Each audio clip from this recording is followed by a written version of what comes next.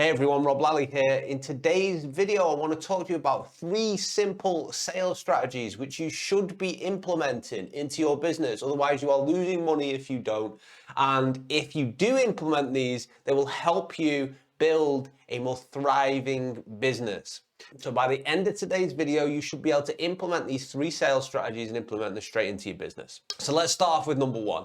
Most sales calls I do, at some point the person mentions on the call, Rob, I need to improve at sales. My selling game isn't good enough.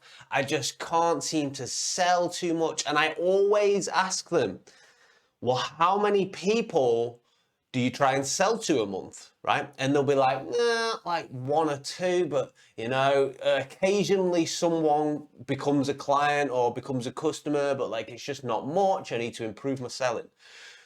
So the answer from me is always the same in that situation. The selling is not the problem there. What is the problem is having a small pipeline of customers, okay? So you must increase the pipeline of customers, and what pipeline means in sales is the amount of prospective customers who you have got basically in a queue to potentially become a client, right? So if you don't have a pipeline and if it isn't very big, right, you are going to struggle with selling. But most people misdiagnose it as being poor at sales, but really they just not got enough opportunity to actually sell, okay? So you should be converting your selling sessions. If you're an average salesman, right, if you're doing high ticket offers as an average salesman, you should be converting about 1 every 5 people you speak to. So like 20%, right? 20% of people who have a serious call with you, sales call, right? You should be converting. If you're a master salesman, you can go as like sort of high as 40%, right? I know a master salesman that was a high ticket closer for Dan Lok, and his selling conversion is at 60%. That is black belt master level. You probably won't get to that, right?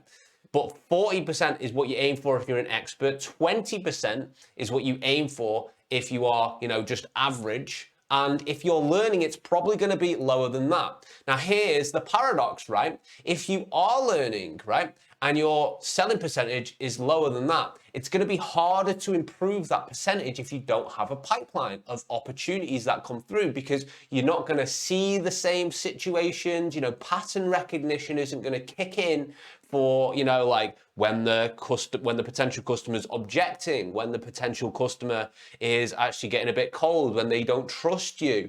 You're not going to be able to recognize these things. And this was something I really struggled with at the start, was actually being good at selling. But I was very good at generating leads. So my pipeline was full, so I quickly improved on selling because I started to understand, hey, I've heard that response like from these same types of customers 20 times now, and you start to recognize it, and then you start thinking, how can I solve it? But you can only do it if you have a pipeline thick enough. So my first bit of advice to you is stop concentrating on sales until your calendar is fully booked out. Concentrate on lead generation. Because even if you're bad at selling, at some point, even if you have a 5% conversion rate, you're going to get somebody who's going to buy from you. It'll give you that confidence. You'll be able to almost roll that into the next sale. And that's kind of how it works. Like, this is why salesmen have peaks and troughs, because they get that confidence from, that sale, and then suddenly they have a good month because they sell to everyone. They're speaking with a different energy, right? Concentrate on lead generation first. Number 2 is most people do not follow up with prospective customers. This is strategy number 2. It's so simple, right? But most people do not do it. So, you say you've got people who are interested in your service. They seem to have shown a bit of interest, but they don't, buy, right? Most people will just ignore that person for the rest of their life. They will never come back to them, right?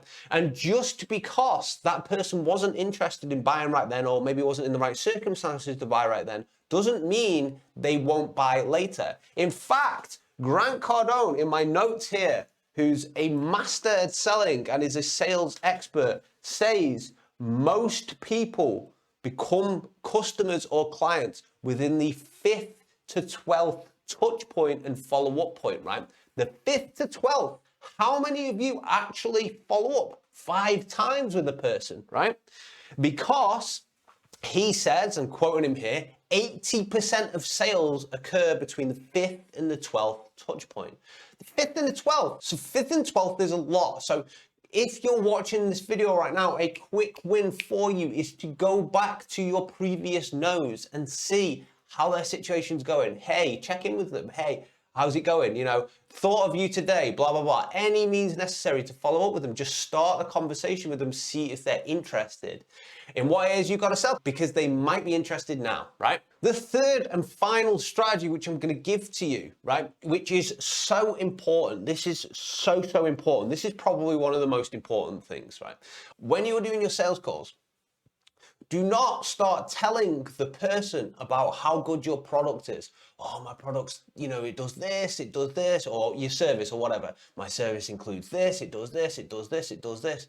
What you should be doing is, like a doctor, asking questions to provide a correct diagnosis. High pressure salesmen generally don't do as well as the people who sit there and ask questions and ask these, you know, deep questions. So how long have you been struggling with this problem? And what does it mean, you know, if you don't solve this problem?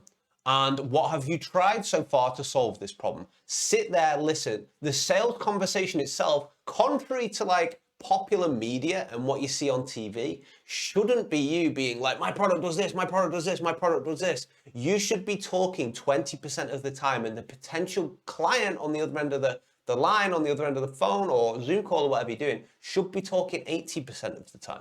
Should be asking open-ended questions and then drilling deeper down into what they have just said, okay? So what does that mean? You know, how long has this problem been affecting you? What does it mean if you can't solve this problem? What have you tried to do to solve this problem? How long have you been trying to solve this problem? Where do you want to get to? Why do you want to get to there? What does it mean when you can get to, you know, the goal destination? What are your goals? What are you trying to do in the next 12 months? What happens if you can't solve this problem now? And, you know, what happens to your future goals if you can't solve this problem? Okay, all these different questions. And then I'm sitting back and I'm listening. And people talk and they tell you so much information. And then what happens is, at the end of the session, when you have all the right information, that you know this person is struggling and you have a solution for them, and you genuinely have a solution for them, then you can say, okay, so you're struggling with X, Y, and Z. Is that correct? Yes. And with you struggling with X, Y, and Z, it means that you can't achieve A, B, and C. That's correct, okay? So I have this particular enter product, enter service, and it will help you solve X, Y, and Z, which will then help you achieve A, B, and C, right? Boom. You're not telling them the features, you're not telling them the benefits. People don't care about that. All they care about is having their one problem solved. And that's essentially it, right? And if you can just implement those 3 things, concentrating on lead generation first, because it will improve your close rate automatically, because you get more reference points, you get more, you know, pattern ability to have, you know, pattern recognition kick in.